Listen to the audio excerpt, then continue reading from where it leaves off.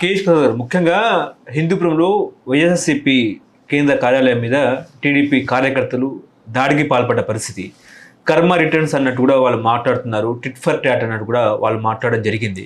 ఓవరాల్గా ఈ ఘటన ఎట్లా చూస్తారు మీరు? ప్రవచనాలు చాగంటి కోటేశ్వరరావు గారు చెప్తూ ఉంటారు, మనం వినడమే. అలా ఏ పార్టీ కూడా చెప్పినా వింటూ ఉండడం నేర్చుకుంటే దానికన్నా ఉత్తమం లేదు. ఊరుకున్నంత ఉత్తమం ఊరుకుండంత సుఖం లేని సామెత వర్తిస్తారు. గతంలో గన్నవరం ఆఫీసర్కి కొట్టరని మెటమెట్లు ఆడిపోయిన వాళ్ళు ఇవాళ ఏ ఆఫీసర్కి కొట్టరు? వీళ్ళు అదే పని చేశారు కదా. ఆ రోజు ఏదో మాట్లాడిన దానికి మీరు రియాక్ట్ అయితే ఈరోజు ఏదో మాట్లాడిన దానికి మీరు రియాక్ట్ అయ్యారు. ఇప్పుడు స్థానికత అన్నది చాలా ఇంపార్టెంట్. ఇప్పుడు నిన్న ఎలక్షన్ నవీన్ యాదవ్ స్థానికుడే గెలిచాడు. ప్రధానికి బాలకృష్ణ గారు అంటే ఈజ్ నాన్ లోకలే కదా. ఆయన హైదరాబాద్లో most of his time cinema షూటింగ్లో ఆ ప్రాస్పెక్ట్లో ఉన్నాడు. అతను స్థానికతను జస్టిఫై చేసుకుంటే ఇతను ఏదైనా స్టేట్మెంట్ ఇచ్చాడు అనుకుందాం. స్థానికుడిని కాకపోయినా నేను హిందూపూర్ ప్రజలు నేను గుండెల్లో పెట్టుకుంటాను, వాళ్ళ కాళ్ళలో ముళ్ళు కూర్చుకుంటే నేను పరిగెట్టుకు వస్తాను, నాకు ఉన్న ఎక్విప్మెంట్ బసవతారకం హాస్పిటల్ నుంచి ఏం చేయాలో నాకు తెలిసి ఇలాంటివన్నీ నేను చెప్పడం మానేసి ఈ విధంగా రెచ్చిపోతే ఏం చెప్పాలి? ఎవరికి సమాధానం చెప్పాలి? ఇప్పుడు ఆ రోజు అంతే కదా, వంశీ గారి మీద కేసులు పెట్టారు, లేకపోతే వంశీ గారి తాలూకాలని, లేకపోతే ఎవరో వెళ్ళి ఎరగొట్టరు వైఎస్ఆర్సీపీ వాళ్ళని అపవాదులే కదా. దీనికి ఏదో స్టేట్మెంట్లు. ఇప్పుడు వంశీ తనకు సంబంధించిన వ్యక్తి అనుకుందాం, లేకపోతే వీళ్ళు బాలకృష్ణ గారికి సంబంధించిన వ్యక్తులు అనుకుందాం. రెండు కానప్పుడు ఎవరిని అనాలి? ఇదే రాక్షస దాడులు చేసుకున్నారు. అరే తెలుగుదేశం పార్టీ ఆఫీస్ ఎరగొట్టడం కూడా నీ తప్పని చెప్పు, ఇప్పుడు వైఎస్ఆర్సీపీ ఆఫీస్ ఎరగొట్టడం కూడా తప్పని చెప్తాను. కానీ ఈ దిక్కుమాల సంస్కృతి ఎక్కడి నుంచి నేర్చుకుని వచ్చారు? ఏది ఓర్చుకోలేకపోతే క్రిటిసిజం తీసుకోలేరా? ఇప్పుడు స్థానికుడు గెలిపించారు వాళ్ళని, బాలకృష్ణ గారిని గెలిపించారు కదా. మీరు ఏం చూపిస్తారు మీ దర్పం? స్థానికుడు కాకపోయినా మా గుండెల్లో ఎలా పెట్టుకోవాలో మాకు తెలిసిన స్టేట్మెంట్లు ఇవ్వండి, దానికి కౌంటర్ ఇవ్వండి.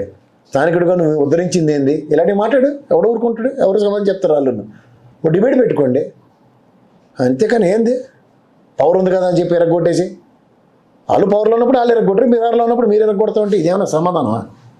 ఏమైనా విశ్లేషించగలడు ఎవడైనా? ఎవడు సమర్థించాలి? ఎవరికి ఉపయోగం ఉంది దానివల్ల? సరే పోనీ ఎత్తుకెళ్ళిపోయి పోనీ ఆయన ఇంట్లో పెట్టుకున్నారా? ఎవడ పిల్లలను వాడుకుంటారు కదా కంప్యూటర్లో. నేను స్వచ్ఛందంగా స్థానికుడు నీకు మొగాడు అయితే దమ్ముంటే నువ్వు స్థానికత కదా, నీ దగ్గర నుంచి ఎత్తుకొచ్చాం. లేని పిల్లలకి కంప్యూటర్ ఇచ్చాం, ఎందుకంటే మా ప్రభుత్వం బైజూస్ లాంటి ట్యాబులు అలాంటివి ఇవ్వలేకపోయింది కాబట్టి మేము కంప్యూటర్ ఇచ్చాం, అది కూడా మీ ఆఫీస్ నుంచి ఎత్తుకొచ్చాం. కేసు పెడతావా లేదా స్వచ్ఛందంగా వదిలేస్తావా, లేకపోతే నీ పార్టీ ఆఫీసులో నువ్వు కొత్తది కొని పెట్టుకుంటావా? ఇలాంటి ఛాలెంజ్లు బాగుంటాయి. ఒక పక్క ఇది చేసింది జస్ట్ రాబిన్హుడ్ ఫామ్లో ఆడిది, ఆడిదేమో స్థానికతను నేను నా పార్టీ నాకు కన్నతల్లి ఆడిది నేను పరిరక్షించుకుంటాను, అంతగా ఎరగొట్టుకుని ఎవడ కుదరిస్తారు. అందులో వినాయక విగ్రహాన్ని కూడా ధ్వంసం చేసేసారు. మరి ఏ మెట్లు కడగడానికి పంపించండి పవన్ కళ్యాణ్ని. దేవుడికి ఏమైనా ఒప్పుకోడు కదా, సనాతన ధర్మం కదా. మెట్లు ఎక్కడ కడుగుతారో చెప్పమని పని. అంటే హిందూ ధర్మ పరిరక్షణ చెప్పుకుంటారు కదా వాళ్ళే. అదే ఆ రోజు స్వామి దేవదేవుడికి జరిగిన అపచారం అని అతను కనిపించినప్పుడు కనకమహాలక్ష్మి కాలు కడిగిండు. అలాగే ఇప్పుడు మరి వినాయకుడికి బొమ్మ దెబ్బతిందంటే ఇంకే దేవుడు కాలు కడగలో చెప్పమనండి ఆయన్నే. అప్పుడు విష్ణుమూర్తి దేవాలయంకి వెళ్తాడేమో మరి కడిగి మనండి పని అయిపోద్దాలకి. వాళ్ళకి అన్నీ టిట్ ఫర్ టాట్ సొల్యూషన్స్ కదా. సరే ఇంకా డైరెక్షన్ రాలనట్టుకుంది దానికి. దేటర్ బాబు ఓపెన్ పంపితే వినాయకుడిని కొట్టరు. నేను ఇప్పుడు పవన్ కళ్యాణ్కి ఏ టాస్క్ ఇవ్వాలని చంద్రబాబు గారికి పెద్ద పజిల్ ఇచ్చినట్టుకున్నాం. ఇప్పటిదాకా ఎవరు కోట శ్రీనివాసరావు ఎవరు ఖండించలేదా? కరువైపోయా కోట శ్రీనివాసరావు చనిపోయారు కదా, సారీ ఖండించేస్తారు కదా. అలాంటివి హేయమైన చర్యలు ఇవి అసలు not at all tolerable in democracy. దయించి పోలీసు వ్యవస్థ ఆల్రెడీ మీరు చాలా తీవ్రవేత్తలో ఇబ్బందులు పడుతున్నారు.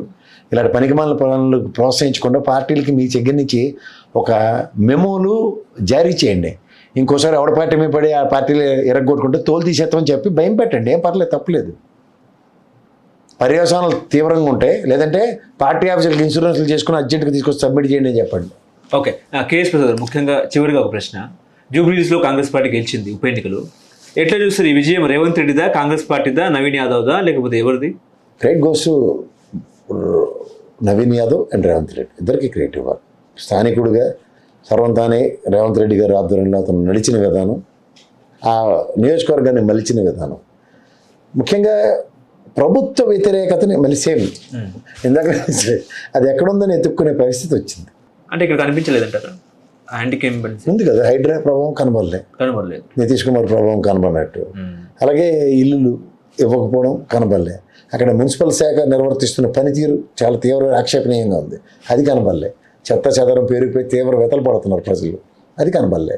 సో ఇలాంటివి ఏవి కనబడినప్పుడు జై ఎలక్షన్ కమిషన్ ఎలక్షన్ కమిషన్ ఆధ్వర్యంలో జరిగింది. ఎందుకంటే స్థానికేతరులుగా ఉన్న ఎమ్మెల్యేలు, ఎమ్మెల్సీలు, డిప్యూటీ సీఎంలు కూడా అక్కడే ఉంటే కూడా వాళ్ళు ఏటి స్పందన లేదు. చెదురుమదురు కొట్టడం తప్ప బ్రహ్మాండంగా జరిగింది, సజావుగా జరిగింది ఎలక్షన్. దేశం మొత్తం మీద పర్సంటేజ్లు ఎలా ఉన్నాయో మన జూబ్లీస్ పర్సంటేజ్ చూసుకున్నాం. నాకు తెలిసి రాజమౌళి ఒకటే వెళ్ళాడు పాపం ఓటేయడానికి, మిగిలిన వాళ్ళందరూ దుప్పటి దాన్ని పడుకున్నట్టుకున్నారు. ఎలక్షన్ కమిషన్కి బాధ్యత లేదా? అసలు బీజేపీకి డిపాజిట్ కూడా రాలేదు కదా సార్. వస్తుందని ఎవడు చెప్పాడు? ఎవడని చెప్పాడు వస్తుందని? ఎవడన్నా కడుపు కన్నతున్నాడు బీజేపీకి డిపాజిట్లో నోటాతో కొట్టేసి వచ్చే బ్యాచ్ అది. మరి పోయిన లోక్సభ ఎన్నికలు 8 స్థానాలు గతిరేనమ్మకు మెతిరేని మొగుడని తెలివి తక్కువతనానికి నిదర్శనం. అల్లప్పుడు ఏంటంటే యాంటీగా మనిషి అనేది ప్రజల్లో ఒక నిగూఢంగా ఉంటుందండి. బీజేపీ లేనప్పుడు ఏం చేస్తుందంటే ఒక్కోసారి వదులుతుంది. అంటే ఎంత తీవ్ర కాంగ్రెస్ మీద ఎంత వ్యతిరేకత ఉంటే బీజేపీ వాళ్ళు గెలిచి రావాల్సి వచ్చింటే వాళ్ళకి చెప్పుకోవడానికి కూడా ఉంటుంది కదా. అంటే చూసారా, ఏమని చెప్పుకోవడానికి ఉంటుంది? చూసారా బీహార్లోనేమో మా పార్టీ గెలిచిందని మేము ఈవీఎం ట్యాంపరింగ్ అన్నారు. అదే వ్యవస్థ మేము జూబ్లీహిల్స్ ఉప ఎన్నికలు కొనసాగిస్తే జూబ్లీహిల్స్ ఉప ఎన్నికలు బీజేపీ గెలిచేది కాదంటారా అన్నట్టు కూడా ఒక మాట చెప్పుకోవడానికి ఉంటుంది అని చెప్పేసి వదిలేశారేమో. మీరు షాపుకి పంపించండి మీ అబ్బాయిని, ఆడు 10 సామాన్లు కొంత తీసుకొచ్చాడు, బిల్లు 1200 ఎంత అవుతుంది. కానీ ఆడు కోటలో కొసలు అడిగాడు అనుకున్నాడు, చేతిలో ఇంత పప్పు ఇంత బెల్లం మొక్క కడతాడు. దీనికి ఆడు ఎక్సైట్ అయినంత 1200 రూపాయలు మా నాన్న డబ్బులు పోయానో లేకపోతే ఈ సామాన్లకి వీడు ఆఫ్టర్ ఆల్ ఇది ఇచ్చాడన్నది ఉండదు. అది కృతజ్ఞత భావాలు ఉంటుందంటే నాకు ఇంత పప్పు ఇంత బెల్లం ఇచ్చాడని ఆ కృతజ్ఞత ఎక్కువ ఉంటుంది ఆడి మీద. పైపచ్చి నువ్వు వీడు అన్ని చెత్త సామాన్లు అన్నీ ఇస్తాడు, వీడి దగ్గరికి వెళ్ళకరా అని చెప్పినా సరే రెండోసారి ఆడి దగ్గరికే పోతాడు. అలాగా ప్రభుత్వం నాకు చిన్నప్పుడు ఒకసారి హిందీ రిజిస్ట్రేషన్ కాంపిటీషన్లో నాకు కొంత గొంతు బాగుండేది, నాకు చాలా ప్రైజులు వచ్చాయి. గొప్ప కోసం చెప్పట్లే, కానీ నేను ఆ రిజిస్ట్రేషన్ కాంపిటీషన్లో నేను పద్యం మర్చిపోయాను. కానీ నేను ఫస్ట్ పాడిన 2 లైన్లు 4 లైన్ల పద్యంలో 2 లైన్లు నేను చాలా బాగా పాడాను అని వాళ్ళు ఇంప్రెస్ అయ్యి నాకు కన్సలేషన్ ప్రైజ్ ఇచ్చారు. అలా ఈ ఎలక్షన్ కమిషన్ ఏం చేస్తుందంటే ఎవరికి అనుమానం రాకుండా ఎక్కడో దగ్గర చిన్న రాష్ట్రం ఒకటి ఒప్పుకే రాష్ట్రం ఒకటి చూసి అక్కడ కాంగ్రెస్ నీళ్ళు ఆడుకోమని కన్సిడరేషన్ ఇస్తుంది. అంతకన్నా ఇంకేం లేదు. ఇక్కడ మీకు ఇంకోటి చెప్తున్నాను, అది కూడా కాంగ్రెస్కి ఎలా టాలరెన్స్ ఇస్తుందంటే ఏరే పారాచూట్ వేసుకొచ్చిన వాడితోనే దయాదారం భిక్ష ఇస్తూ ఇక్కడ కాంగ్రెస్ని గెలిపించారు ఇక్కడ ఎలక్షన్ కమిషన్. అప్పుడు బీఆర్ఎస్ మీద కడుపు మంట కాబట్టి. సో ఇవన్నీ క్రానికల్ ఆర్డర్లో పెట్టుకుంటే మనం ఎవరో అంత నిమిత్త మాత్రం, అంత భగవత్ స్వరూపులు ఏకఛత్రాధిపత్యంతో దేశాన్ని నడిపిస్తున్న ఎలక్షన్ కమిషన్. మిగిలిన వ్యవస్థలన్నీ అనవసరంగా టైం వేస్ట్ చేసుకుంటున్నాయి. అంటే జూబ్లీహిల్స్ ఉప ఎన్నికలో కాంగ్రెస్ పార్టీ గెలిస్తేనే ప్రజాస్వామ్యం గెలిచినట్టు, బీహార్లో కాంగ్రెస్ పార్టీ ఓడిపోతే ప్రజాస్వామ్యం ఓడిపోయినట్టు. ఎక్కడుందని ఎత్తుక్కుంటుంది అని వచ్చిన అలాంటి అడిగితే నేను అది లేదనే చెప్తున్నా. మీకు ఆ పర్సంటేజ్లో మీకు చెప్తున్నాను. ఒక పక్క జుట్లు పీక్కుని కొడుకున్న సచ్చినంత పని అయింది కదా. ముంతాజ్ ఫంక్షన్ హాల్లో జనాలు పెట్టారు, ఎంత అనుమానం రాకుండా పర్సంటేజ్ ఓటు బ్యాంక్ ఇచ్చారు చూడండి. 1% జస్ట్ దగ్గర ఇంక్రీజ్ అయినట్టు చెప్పారు. పొద్దున్నుంచి ఒక్కడ పెట్ట మనిషి కనబడితే అవును, నేను తిరిగి వచ్చాను బూతులన్నీ. ఎట్లా అంత కన్సల్టేట్ ఓటు ఎట్లా సాలిడ్ అని ఎక్కడి నుంచి వచ్చింది ఆ కన్సల్టేట్ ఓటు? ఎక్కడో దగ్గర ఒక లైన్లో మీకు 10 మంది కనబడ్డారు, లేకపోతే 100 మంది కనబడ్డారు. 200 ఓట్లన్నీ పడ్డారు ఫస్ట్ ఫేజ్లో, సెకండ్ ఫేజ్లో, సెకండ్ అవర్, థర్డ్ అవర్.